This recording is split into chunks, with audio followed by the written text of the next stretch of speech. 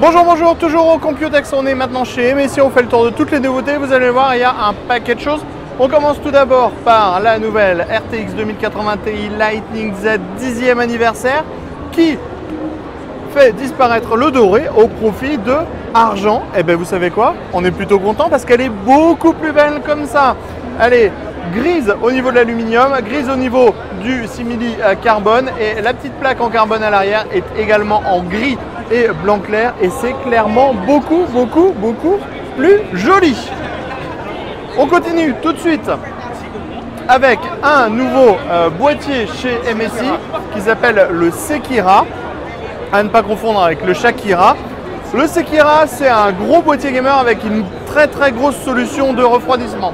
Sur le dessus, on va avoir deux ventilateurs de 200 mm RGB qui vont aspirer l'air frais et l'envoyer à l'intérieur. Et à l'avant, on a également deux ventilateurs de 200 mm, dont un RGB dans la partie basse. On en a en fait un second ici. L'alimentation en air frais va se faire via les grilles en mèche qui sont présentes dans la partie haute et sur l'avant. On a également cette partie en mèche dans la partie basse.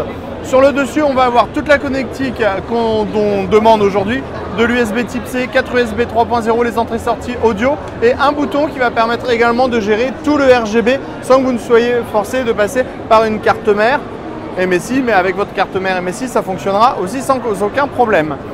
Les deux portes s'ouvrent très facilement, on a des petites poignées sur les côtés et à l'intérieur on a un châssis qui est moderne, équipé avec un 5e ventilateur en 120 mm qui est de type RGB.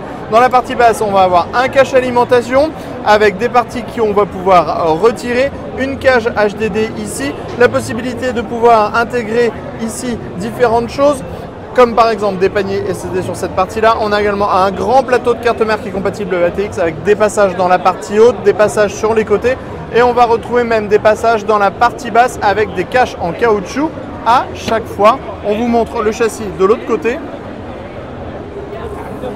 On a pas mal de place, des braquettes SSD et vous avez vu de la place pour pouvoir installer facilement tous les câbles et on a un contrôleur RGB également. On continue avec les laptops. Alors si on arrive à les voir les laptops parce qu'il y a vraiment beaucoup de monde.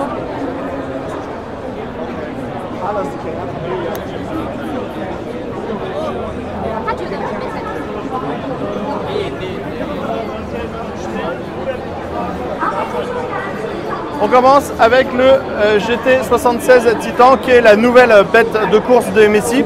Au niveau des caractéristiques techniques, on est sur un processeur desktop puisque à l'intérieur on va avoir un 9900K en Core i9, donc avec 8 corps et 16 threads. Au niveau de la carte graphique, on va avoir une RTX 2080 Ti 8 Go. On a un écran 17,3 pouces qui sera soit en Full HD, soit en 4K. En Full HD, il sera en 144 Hz IPS. Il sera en IPS pour le modèle 4K. On va avoir un disque dur de 2,5 pouces, 3 SSD maximum à l'intérieur et jusqu'à 128 Go de DDR4 en 2666.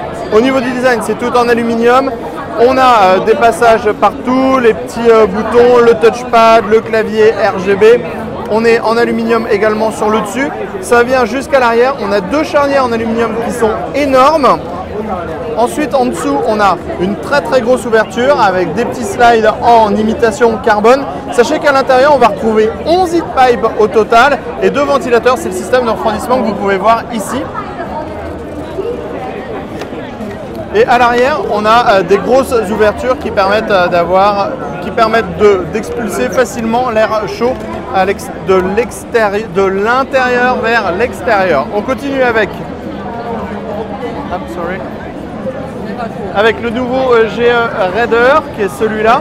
Donc clavier SteelSeries, touchpad, on est aussi sur de l'aluminium. Vous le voyez, on a une dalle qui est en 15,6 pouces qui est en 240 Hz, c'est une dalle IPS. À l'intérieur, on a du Core i9 en 9e génération, du Core M cette fois, et on est sur de la RTX 2070.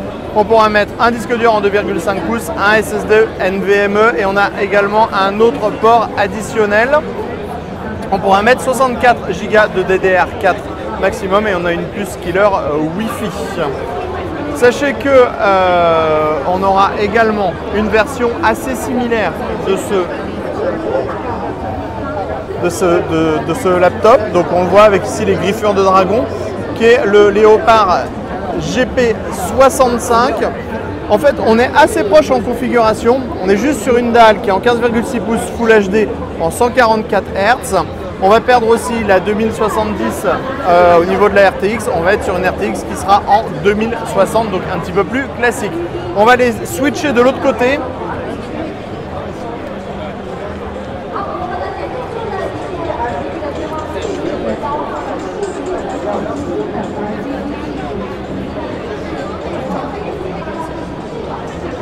Pour vous parler des machines Workstation. Alors les machines Workstation, il y en a pas mal, il y en a 4 en tout au total. Il y a le WE75, le WS65, le WS75 et le WP65. Alors en gros à chaque fois on va changer de format de dalle et on va changer de quattro. C'est-à-dire qu'on va avoir de la quattro très haut de gamme sur les premiers modèles et de la quattro un petit peu moins haut de gamme en P620 par exemple sur ce modèle-là, qui est le modèle le plus accessible. On reste sur un Core i7 en 9e génération, sur une dalle Full HD en IPS. Et donc on a cette quattro à l'intérieur qui permettra de profiter des améliorations via la partie logicielle sur des softs comme sous Photoshop ou autre chose. Ensuite vous allez voir, on a le WS75 donc qui est un peu plus haut de gamme. Cette fois on est sur du 13,3 pouces en Full HD IPS. On est toujours sur du processeur Intel de 9e génération mais avec cette fois un modèle en Xeon. On a une RTX à 4000 au niveau de la quattro et donc on est un petit peu plus haut en gamme. Ensuite on va pouvoir encore monter de nouveau en gamme avec le WS65. Cette fois on est sur du 15,6 pouces qui reste slim. Ça se voit puisqu'on est sur du châssis entièrement en aluminium, relativement fin avec un très gros touchpad. La dalle va être en 15,6 pouces en UHD, cette fois on est sur du 4K. On a du processeur Intel en 9e génération Core i9 et la carte graphique est cette fois une RTX 5000. Le dernier modèle qui est le WE75, lui va être en RTX 3000 cette fois. On sera sur du Core i7 en 9e génération et on est sur une dalle IPS en 13,3 pouces Full HD. Et on va continuer là-bas pour aller faire hop là, les laptops. Il y a trop de monde, il y a trop de monde.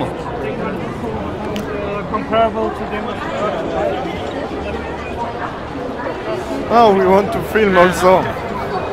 Alors, on va les prendre de loin pour le moment et on reviendra un petit peu plus en gros plan après. On a deux nouvelles machines en P65 et P75, c'est des machines pour les créateurs, donc elles sont plus légères, entièrement en aluminium. On en a aussi un ici avec les deux PS. Alors, le premier, le P75, on est sur du 17,3 pouces Full HD IPS.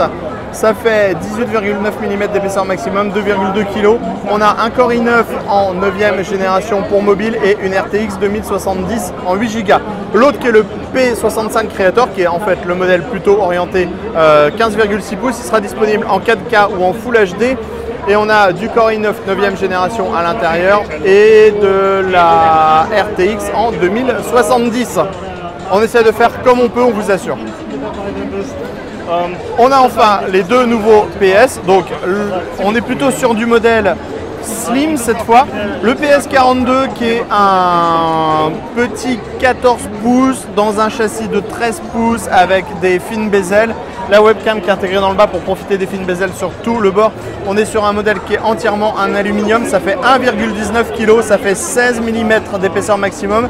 On est sur un Core i7 en 8e génération et on a une GTX 1050 à l'intérieur. On a enfin, parce qu'on a presque terminé avec les laptops, le PS63 moderne. Là, on est sur une dalle en 15,6 pouces Full HD IPS. On a un Core i7 en 8e génération. Un Core i7 en 8e génération. On pourra avoir jusqu'à 64 Go de RAM. On a un SSD en NVMe. Et on a une GTX 1650. Et là aussi, ça se veut très léger, très fin. Et ça va proposer jusqu'à 16 heures d'autonomie. On va filer aux cartes mères.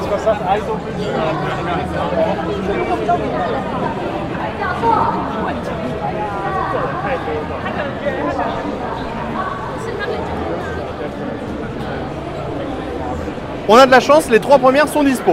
Alors, on n'a pas encore les prix. D'ailleurs, on a les prix pour aucun des produits qu'on a montré pour le moment. On a ce premier modèle qui est la MPG X570 Gaming Edge Wi-Fi. Donc, toujours un refroidisseur puisqu'on est à 15 watts de TDP. Le socket, on va avoir 12 phases d'alimentation. 1, 2, 3, 4, 10 phases d'alimentation. Alimentation avec un 8 pins, un 4 pins, les 4 DDR4. Un 24 broche ATX 6 SATA, de l'USB 3.0 avec header et on va retrouver 2 PCI Express 16X avec un M2. Ensuite on va avoir la MPG X570 Gaming Plus. On est sur un modèle qui est assez similaire mais avec un look qui est quelque peu différent puisqu'on est sur du noir et du rouge. Ensuite, on va passer sur du modèle qui est plus haut de gamme avec la MPG XPG Gaming Pro Carbon Wi-Fi. On a déjà du RGB sur ce modèle. Ensuite, au niveau des phases d'alimentation, on est sur du 12 phases d'alimentation. On a 4 DDR4 comme toujours, 2 PCI Express 16X, 2 PCI Express 1X. On est sur du Gen 4 bien sûr. Et on va avoir cette fois 2 dispositifs pour pouvoir gérer les M2. On file. Sorry.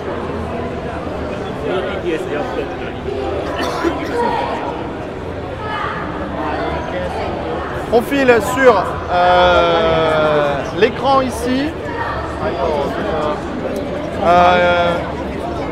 Il n'y a plus la fiche technique. Donc en gros c'est un...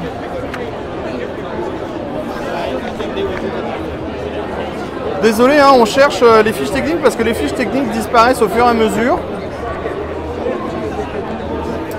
Donc c'est le MPG 341 CQR 34 pouces, courbé en 1800 Hz, 144 Hz, 1 milliseconde de temps de réponse. On est sur une dalle VA, il affichera du 3440 par 1440.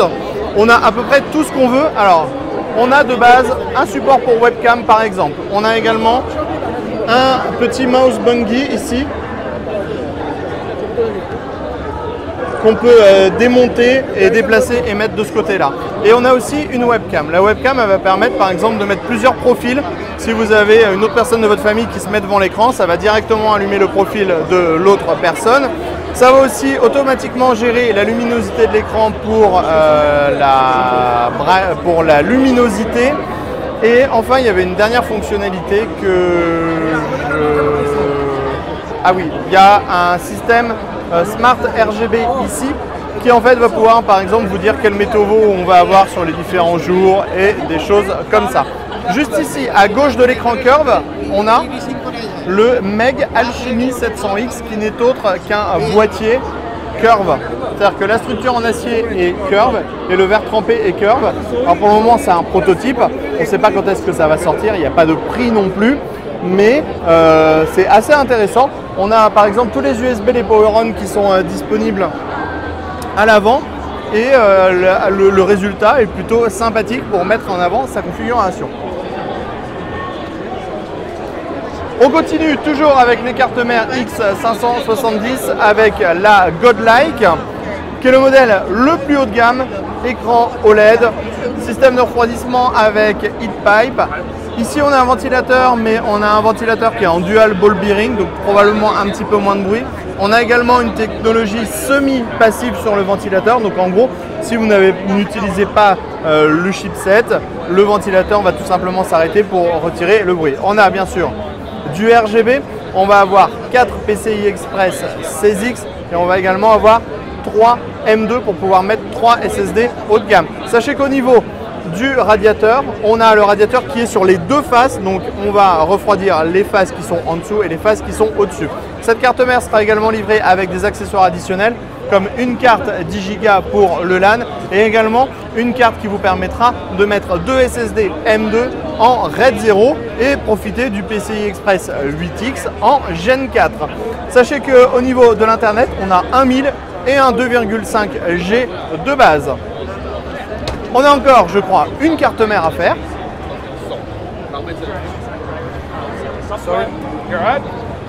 avec la MEG X570 Ace. Alors c'est une carte mère qui est assez proche de la Godlike qu'on a vue. On a plus de phases d'alimentation hein, comme sur le modèle de l'autre côté et on va avoir les full specs au niveau des PCI Express. On a 3 PCI Express 16X sur ce modèle là, 2 PCI Express 1X. On a la possibilité de mettre 3 SSD en M2 encore une fois et on va retrouver le ventilateur, le PCB entièrement noir mat et bien sûr tous les boutons de réglage, mais ça on y reviendra quand on vous parlera des tests sur les cartes mères. Je ne sais pas à combien de minutes de vidéo nous sommes, mais probablement beaucoup. Et sur ce, on vous dit à très bientôt sur Cocotte TV pour des prochaines vidéos.